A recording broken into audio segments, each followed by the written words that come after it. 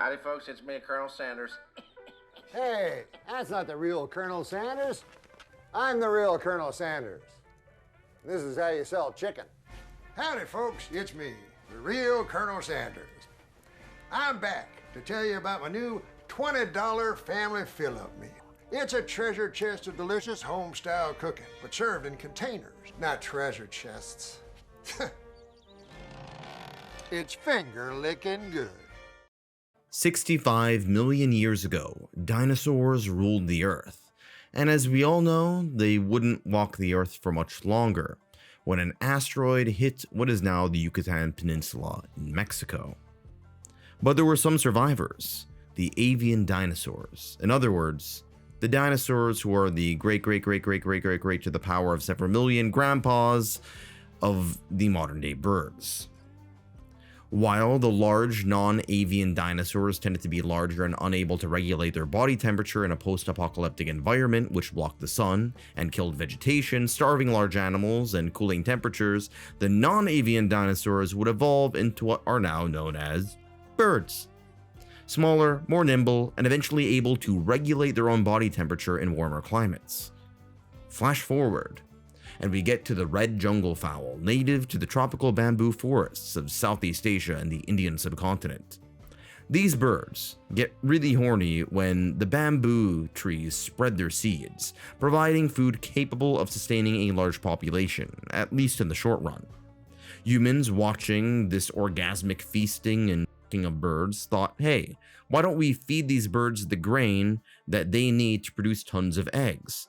And we can domesticate them so they could produce tons of eggs and eventually meat for us. After all, they're too dumb to realize that the grain we give them comes with a catch. The catch being them turning into chicken tendies.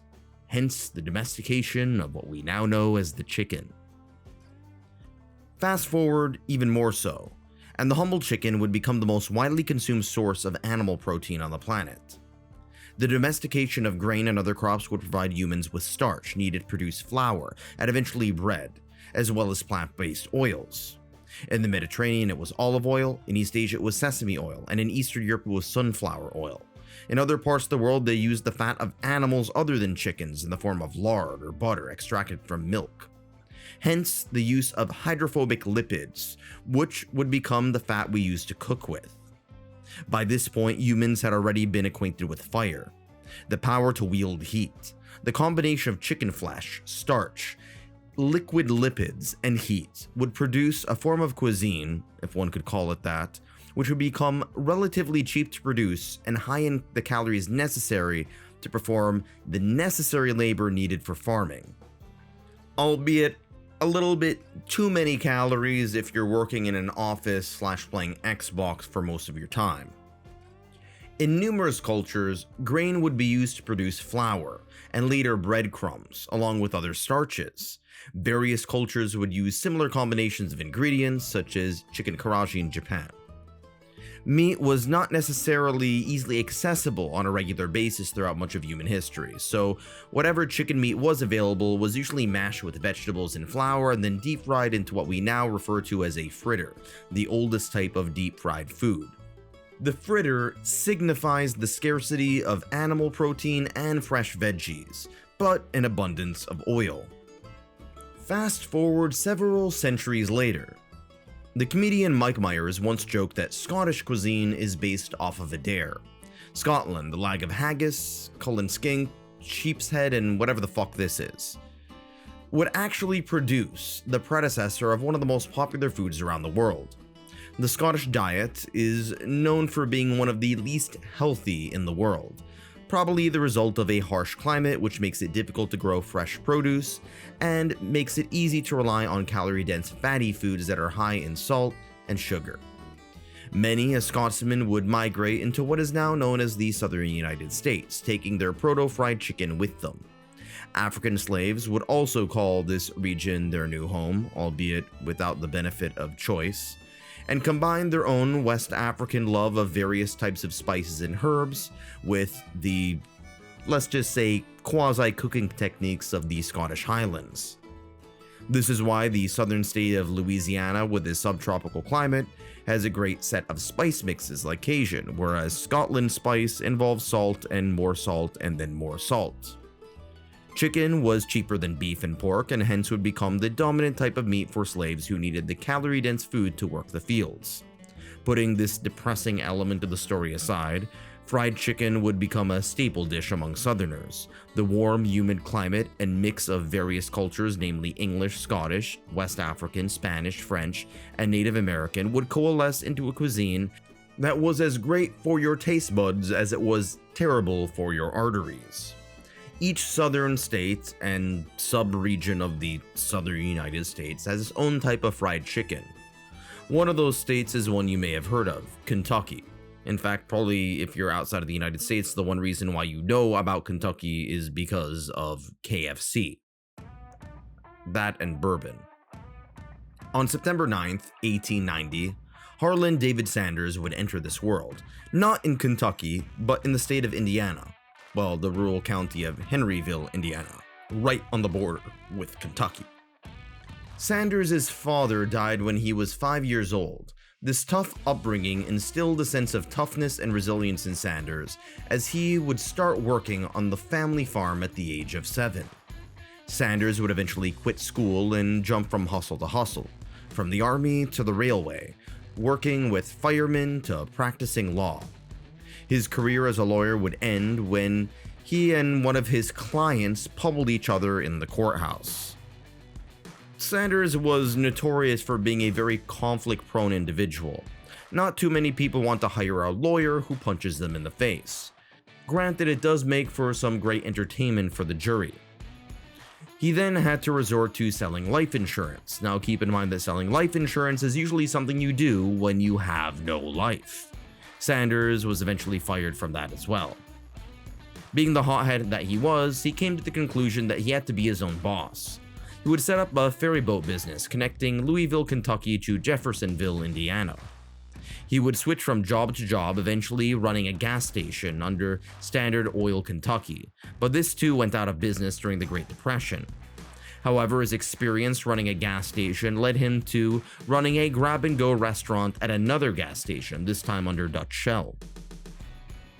However, he faced competition from another food vendor by the name of Matt Stewart, who would eventually murder one of the Shell gas station's employees. While tragic, Stewart's imprisonment would mean that Sanders no longer had local competition.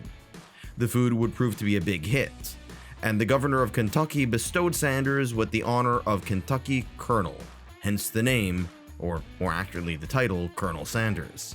While most people hear the word colonel and think of the military rank, in Kentucky, colonel can be bestowed upon civilians for accomplishments in business and civil service.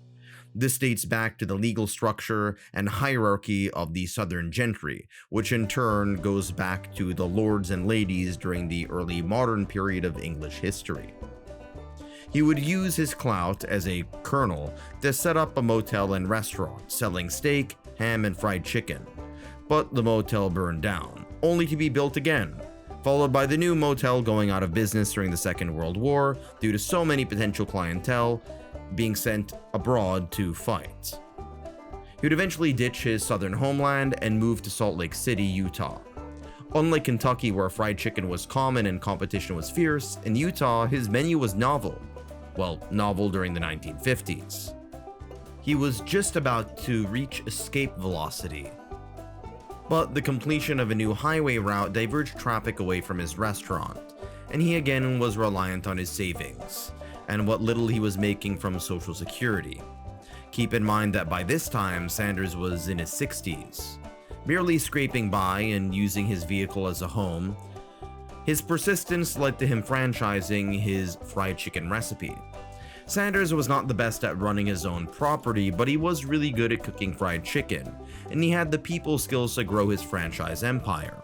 This time the money would not come from the land or buildings, but rather from the intellectual property of his recipe of 12 herbs and spices. Now, we don't know for sure what the recipe actually is for certain, but the combination of salt, white pepper, black pepper, garlic salt, celery salt, mustard powder, paprika, thyme, basil, oregano, ground up ginger, and MSG is the most likely culprit, or scenario if you could call it that. There are others who speculate that cloves, allspice, cardamom, cilantro, chives, and dried parsley are also included. But if I knew the real recipe, I would have probably been assassinated by now. These seasonings were combined with a flour mix with baking powder, which were fried in a pressure cooker, which made the frying process fast, more efficient, and reduced the typical food safety hazards which come along with cooking with poultry. After all, no one is fond of getting salmonella. While fried chicken is ubiquitous today, most people outside of the southern United States saw it as a novelty. The franchise quickly spread across the US and eventually into Canadian, Mexican, and British markets, thanks to his partnership with a businessman by the name of John Y. Brown, who later would become the governor of, you guessed it, Kentucky. Yeah, the K in KFC truly lives up to its name. Sanders went from being a broke guy in his mid-60s to a businessman mogul in his early 70s. Under such a short period of time, not through managing large properties, but rather through the power of batter and oil. However, this business deal did mean that Sanders was no longer running the business directly, but rather acted as a brand ambassador, hence why his face is used in marketing. His friendly, old-school appearance gave the brand an image of authentic Southern cooking from the heart, that if consumed in large quantities would probably stop your heart from working. Now, I personally would have used hot girls to advertise my chicken like Carl's Jr.'s does, but let's keep it real, the girls who eat at Carl Jr.'s or KFC don't look like this. This image, on the other hand, is a lot more authentic. After all, the Colonel was a little bit of a chubster. While he was no longer in charge of most of the restaurants in any meaningful sense, he was still loaded and in charge of quality control in Canadian chains. For this reason, he moved to the Greater Toronto area. While he was rich and famous during the 70s, he was greatly disappointed by the perception of the decline of quality in the restaurants located outside of Canada, of which he didn't oversee. He said, quote, "My God, the gravy is horrible. They buy tap water for 15 to 20 cents 1,000 gallons, and they mix it with flour and starch, and you end up with pure wallpaper paste. And I know wallpaper paste, by God, because I've seen my mother make it. There's no nutrition in it, and they ought not to be allowed to sell it. The crispy fried chicken recipe is nothing in the world but damn fried dough stuck on some chicken." End quote. I feel for the guy, seeing an empire he fought so hard to create, just to turn to an old age and that empire turning into this. It would bring your blood to a boil so hot that you could fry chicken in it, especially if your blood reflected the lipid content in the grease you licked your fingers off of. He was known for getting into feuds with business executives and franchisee owners who didn't abide by his high-quality standards. While it's easy to claim that KFC is just fast food today, the Colonel clearly took pride in his culinary accomplishments and was pissed off at business partners who wanted to cut corners. He would return to his home state of Kentucky to set up his own distinct restaurant along with his wife, which was more of a diner with waiters and professional chefs to counter the mass-produced quote-unquote slop that KFC had become in his eyes. But he was sued and had to sell the restaurant. Granted, the Colonel's Lady, named after his wife Claudia Sanders, still operates to this day. So if you're ever in northern Kentucky and want to taste the Colonel's food as intended, check it out. Its icon even features his wife instead of him, and she looks exactly like you'd think his wife would look like, a friendly old white grandma ready to feed you calorie-rich foods. In 1980, he passed away at the age of 90. Having lived for nearly a century, becoming a great man in his twilight years. During the last few years of his life, he focused less on grease and potatoes and more on philanthropy, giving off much of his wealth to charity. The Colonel is a quintessential story of a late bloomer, a person who came from humble origins, who worked hard, dealt with countless setbacks and failures, but managed to be successful at the end of the day. Only the persistent make it. Many other potential colonels existed but gave up. That is why they have been forgotten, while his face is an icon on 6 different continents and will continue to be an icon long after he has died. The path to success is with 1,000 failures. I've experienced this running a small YouTube channel myself. Hopefully, I'll be successful by the time I'm his age. This is another story of many stories in which a very ambitious person achieves great success, but not exactly in the way that they wanted. Many authors made their books adapted into movies, which they thought were not true to the books they wrote. Many politicians won elections only to resign in disgrace. And sometimes you find yourself in a life pursuit of creating great Southern cuisine, only to have it result in mashed potatoes that are quote-unquote goddamn slop. Success is sweet, but not as sweet as the Cinnabon dessert biscuits that KFC sells. Granted, if KFC was just another Southern diner, it probably would not become the great international empire that it is today, but rather at best a small local chain of restaurants relegated to Appalachia. Even if it wasn't exactly what the Colonel hoped for, it grew into something far beyond what he could have ever hoped for. 6 years after he passed away, the Yum Food Corporation under PepsiCo would enter the restaurant market, buying up KFC as they did with Pizza Hut and Taco Bell beforehand. This is why all 3 restaurants used Pepsi instead of Coca-Cola. By the 90s, burgers were no longer the end-all and be-all of fast food chains, as pizza and fried chicken chains had become bigger pieces of an ever-expanding gluttonous pie. KFC would spread further beyond the US and the rest of North America, first into Western Europe, Japan, and Australia. As the Cold War ended and many developing countries became wealthier, KFC expanded across Latin America, Africa, the Middle East, and the mainland of Asia. Eastern Europe and China would become new markets as they adopted free markets. China would become the largest market for KFCs with 13,000 locations, roughly 3 times as many as the United States. When I went to Vietnam, I saw a hammer and sickle communist symbol in between a KFC and a Lacoste. In Japan, KFC has become so big that buying a bucket of KFC is a common practice on Christmas Day. The Colonel is pretty much like the Santa of Japan. I'm sure Jesus would be proud. In the Philippines, an Asian nation with a long interconnected history both with mainland Asia and the West, as a colony of Spain and later the United States, has had a rich tradition of producing fried chicken, at least in the modern age, thanks to the unfortunate series of events known as Spanish and American imperialism, to the point that many people consider the Philippines as an honorary part of Latin America. KFC would eventually inspire Jollibee, which serves as a local take on Southern fried chicken in the Philippines.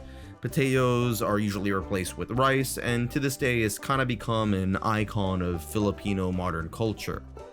KFC would adapt to the Asian market usually by serving rice rather than fries, as potatoes are not the typical form of starch that people in East Asia are used to.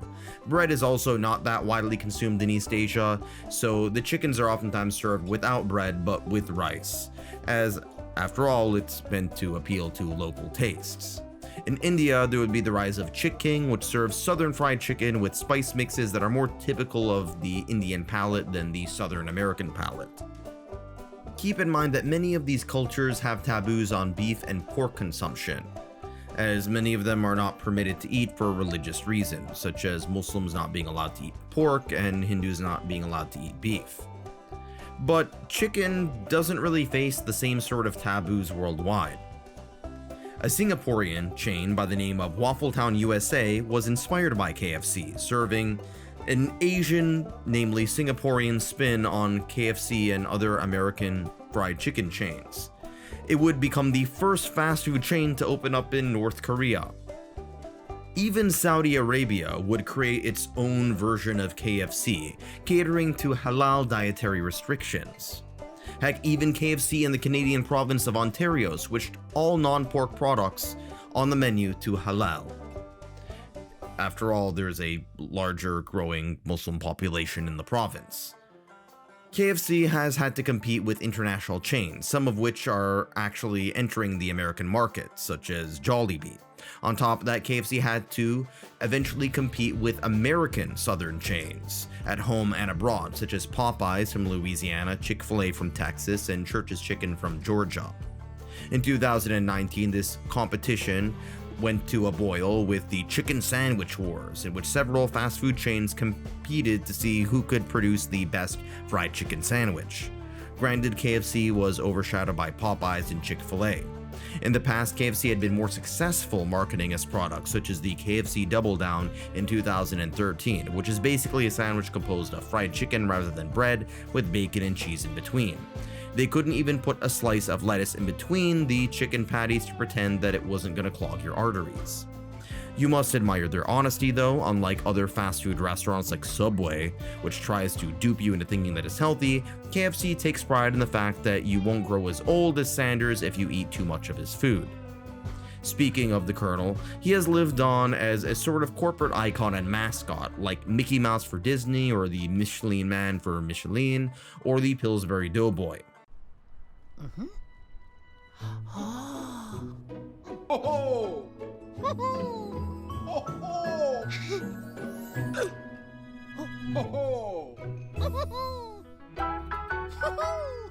In his twilight years, Colonel Sanders did sue the KFC Corporation for using his image to market products which he considered subpar, such as the KFC gravy that he referred to as slop and paste. That hasn't stopped his image from continuing to be used in a manner similar to, say, Dave Thomas of Wendy's and Papa John from Papa John's. Granted, an old southern guy with a white suit and cane looks a lot cooler than whatever the hell this guy looks like. I would just say, stay tuned. The day of reckoning will come. The record will be straight. Why not set the record straight now? I mean, what is it about the record that's not straight? Stay tuned. The Colonel has been portrayed in marketing by numerous comedians such as Norm Macdonald, the late great Norm Macdonald, mind you. Jim Gaffigan's performance is quite possibly my favorite take on Colonel Sanders, given that Jim Gaffigan has made so many jokes about food. There was also the Chickendales ad campaign, a clear parody of the Chippendales dancer trope, which basically is a show for horny old women who like to look at ripped guys. And it featured a ripped Colonel Sanders. This was implemented to increase sales from the horny old woman market. To what extent it was successful, I'm not quite sure, but given how this guy looks, I doubt he has ever consumed a single piece of popcorn chicken from KFC. This weird sexualization of a mascot associated with obesity would also be featured in the dating app simulator I Love You Colonel Sanders. Thankfully, it didn't involve any hentai scenes. Putting KFC marketing campaigns aside, Sanders would also be featured and parodied as an icon in numerous cartoons, such as the episode of South Park whereby he is essentially a Colombian drug lord, selling chicken rather than drugs after KFC gets banned in parts of Colorado. The episode parodies the war on drugs. If there's a demand for something, simply banning it does not make the demand go away. And all of a sudden you get people getting addicted to snorting the breading of KFC. I hope the paprika gives you a nice high. The Colonel has also been the object of numerous pieces of merchandise and collector's items. Japan is the hotbed of Colonel Sanders merchandise. And speaking of Japan, there's even an urban legend that the ghost of Colonel Sanders cursed one of Japan's most popular baseball teams. Quite a testament to how widespread Americana is. More recently, the term chickens for KFC has been popularized as a slogan to mock people who support politicians or causes which are opposed to their own self-interest. The first use of this term was by a candidate of the Canadian left-wing NDP party, the National Democratic Party, who described working-class voters in his district voting for the right-of-center Progressive Conservative Party as being quote-unquote chickens for KFC. More recently, and far more controversially, the Israeli Prime Minister, Benjamin Netanyahu, referred to queers for Palestine and quote-unquote gays for Gaza as being chickens for KFC. Today, KFC is the largest fried chicken chain in the world, and part of the top 5 most popular restaurants in terms of the number of restaurants. While there have been plenty of criticisms aimed at KFC by health food advocates and animal rights organizations, KFC is not going away anytime soon. It's a reminder to us that cultural icons are not just relegated to highbrow movies, music, or political speeches. In some cases, it could just be an old guy who has a really good seasoning mixture for fried chicken. And for that reason, KFC will continue to spread diabetes for decades, perhaps centuries to come. Thanks for watching.